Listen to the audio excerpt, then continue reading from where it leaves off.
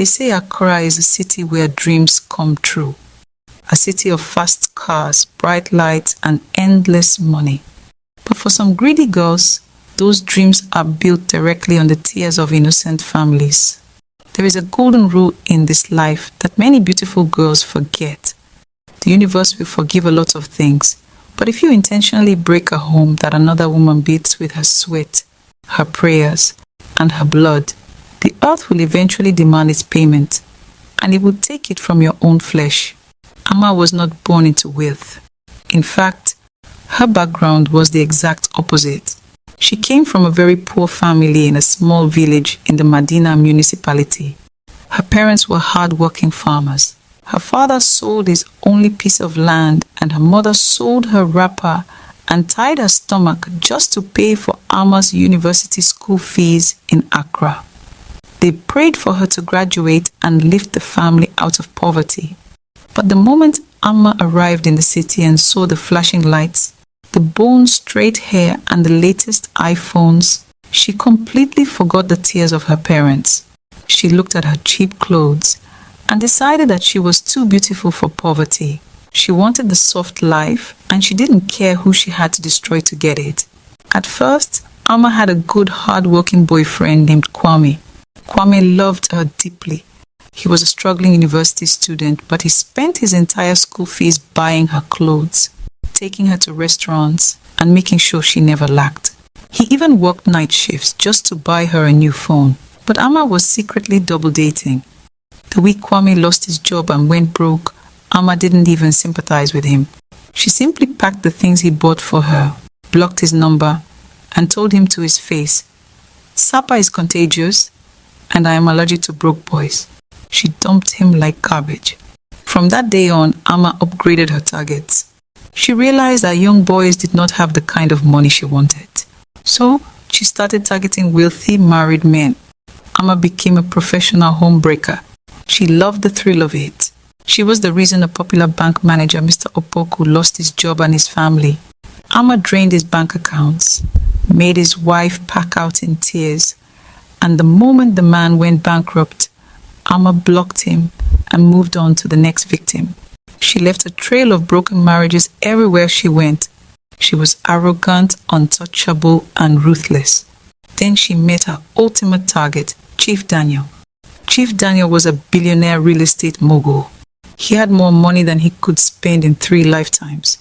But unlike the other men Amma had destroyed, Chief Daniel was a deeply devoted family man. He worshipped his wife, Olori, and adored their young daughter. Olori was the woman who stood by him when he had nothing but holes in his shoes. Chief Daniel did not play games. He did not keep side chicks, and he spent every weekend at home with his family. But Amma's greed was blind. She saw Chief Daniel's luxury cars and his massive Circle Island mansion, and she decided she was going to be the new madame of that house. Amma went to work. She found out where Chief Daniel ate lunch, and she would intentionally go there wearing the tightest, most revealing clothes, trying to catch his eye. But the chief would just look down at his food and ignore her. She bribed the security guard to get his personal phone number and started sending him late-night messages. Chief Daniel blocked her immediately. One evening, Amma waited for him at the VIP lounge of a hotel where he was having a business meeting. As he was walking out, she intentionally tripped and fell against his chest, spraying her expensive perfume all over him, looking up at him with what she thought was an irresistible smile. Chief Daniel gently pushed her off him, dusted his suit, and looked her dead in the eye. "My daughter," he said in a loud voice for everyone to hear, "I am a happily married man. Respect yourself, cover your body, and go home to your parents." He walked away, leaving Amma standing there in pure humiliation. People in the lounge were whispering and laughing at her. Amma's ego was shattered. She had never been rejected by a man in her entire life. A dark, wicked rage boiled inside her. She returned to her apartment, looked in the mirror, and made a demonic vow. If Chief Daniel would not give her his wealth and his home willingly, she would rip it from his hands by force. She would use the dark arts. The very next day, Amma traveled far into a thick, remote village forest to visit a dangerous herbalist. The shrine was terrifying, filled with animal bones and smelling of ancient decay. Amma threw a heavy bundle of fresh cedar notes onto the dirty mat and demanded a commanding charm. She wanted a spell so potent, so absolute, that it would completely blind Chief Daniel to his past, his logic, and his loyalty. The old herbalist looked at the desperate, angry girl and warned her. "My daughter, you are playing with fire," he croaked. To force a man to abandon a pure and loyal wife is a grave sin against the earth. The tears of an innocent woman is a poison the universe does not ignore. If you carry this charm, you will carry the curse of her sorrow. Are you prepared to pay the price? Amma just hissed and rolled her eyes. "Oh man, take the money and do your job. I did not drive all the way to this dirty bush to hear a sermon." The old herbalist handed her a small, dirty red padlock, wrapped in a piece of animal skin, along with a tiny vial of black liquid. He instructed her to put the liquid into the chief's drink. The moment he swallowed it, she must lock the padlock shut. From that second, his mind, his wealth, and his soul would belong entirely to her. Amma returned to Accra completely ruthless. She tracked Chief Daniel to a high-end restaurant where he was having a solo business lunch. She paid a corrupt waiter a massive amount of money to slip the black liquid into the chief's glass of water. From a table in the corner, Amma watched like a predator. Chief Daniel lifted the glass. He drank the water, and the exact moment he swallowed, Amma reached into a designer bag and violently snapped the red padlock shut. Click. The next morning, absolute unpredictable madness entered Chief Daniel's peaceful home. The dark charm took aggressive, terrifying control of his brain. He woke up, looked at his wife, Olori, the woman he had loved for 25 years, and felt nothing but pure, unexplainable hatred. Without a single word of explanation, he grabbed a cheap traveling bag and began violently throwing Olori's clothes into it. Olori was terrified. She cried, grabbing his legs, begging him, asking what she had done wrong. Their young daughter was screaming, terrified of her father. But Chief Daniel's eyes were glassy, cold, and dead. He shouted at Olori, calling her a witch, a beggar, and a mistake. He violently dragged the woman who beat his life and his crying child down the grand marble staircase. He threw them out of the front door. And right there, standing by the open gates with her expensive suitcases already packed, was Amma. She was wearing a wicked, victorious smile. She had officially arrived. Olori did not fight the younger girl. She looked into her husband's empty eyes and knew instantly that this was not ordinary. This was a spiritual attack. As Olori was pushed out of the heavy iron gates into the wet mud of the street, clutching her crying daughter in the rain, she looked up at the balcony of the mansion she had suffered to build. Amma was standing there looking down at them, sipping a glass of expensive wine and laughing out loud at their pain. Olori's hot tears hit the wet mud. She didn't curse her husband because she knew he was a prisoner in his own mind. Instead, she stood up slowly. She raised one shaking hand, pointed a single finger directly at Amma's flat stomach, and whispered a curse so heavy, so loaded with maternal pain that the wind itself seemed to carry the words straight up to the balcony. Amma just laughed her arrogant laugh, flipped her bone-straight hair, and walked inside to enjoy her stolen empire. For exactly 1 month, Amma lived like a queen. She was untouchable. She fired all the house helps who showed any loyalty to Olori. She drove Olori's luxury cars.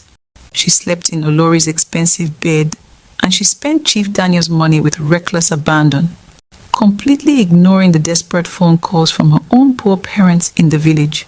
To celebrate her ultimate victory, Amma decided to throw a massive party inside the mansion. She invited all her Accra friends, all the girls who used to compete with her, just to show off that she had won the biggest prize in the city. The night of the party arrived. The mansion was brightly lit. The music was booming and bundles of money were flying in the air. Amma stepped out wearing an incredibly expensive bright yellow traditional lace wrapper dripping in heavy gold jewelry. She was the absolute center of attention, dancing and laughing, celebrating her wicked triumph. But as the party reached its peak, right as the clock struck midnight, Amma felt something strange. It started as a very small, sharp itch right below her belly button. Amma secretly scratched it through her expensive yellow lace, but the itch didn't go away. In fact, it got deeper. It didn't feel like a normal skin rash. It felt heavy. It felt like something was moving, not on top of her skin, but deep underneath it. Within seconds, the itching turned to a sharp, burning, tearing pain. It felt like 1,000 tiny, sharp teeth were violently biting her from the inside. Amma grabbed the edge of her beautiful yellow wrapper to pull it down. She needed to see what was biting her. She had to see what was wrong.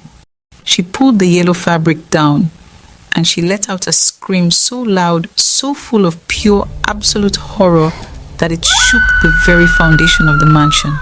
Her smooth, flawless skin was completely gone. Her stomach was rotten. It was covered in deep, dark, infected, hollow holes. And pushing their way out of her own living flesh, aggressively eating her life from the inside out, were hundreds of thick, white, squirming maggots. They were pouring out of the open wounds in her stomach, dropping in thick clumps directly onto her expensive yellow lace. The curse had activated. The tears of the innocent mother and child had come to collect their debt. Hearing her scream, Chief Daniel ran upstairs and violently kicked the bedroom door open. The absolute shock of the horrifying sight instantly shattered the spell over his mind. The chief dropped to his knees, covering his mouth in pure horror. The glassy, dead look left his eyes as reality hit him like a physical blow. He stared at the monster on the floor. Amma was crawling toward him, crying, begging for help, trailing a path of white maggots across the expensive rug. But he didn't help her.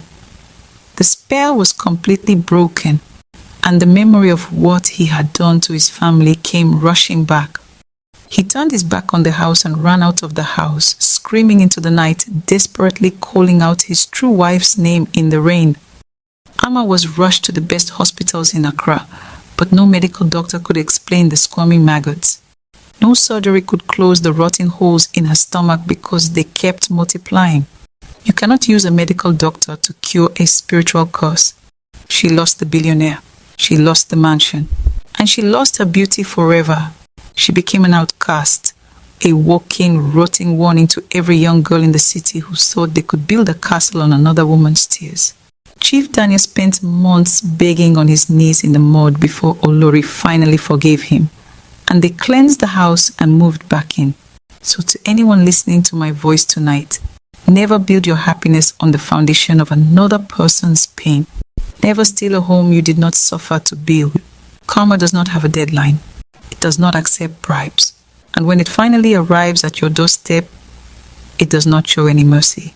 If you love this story, please share the country you are watching from.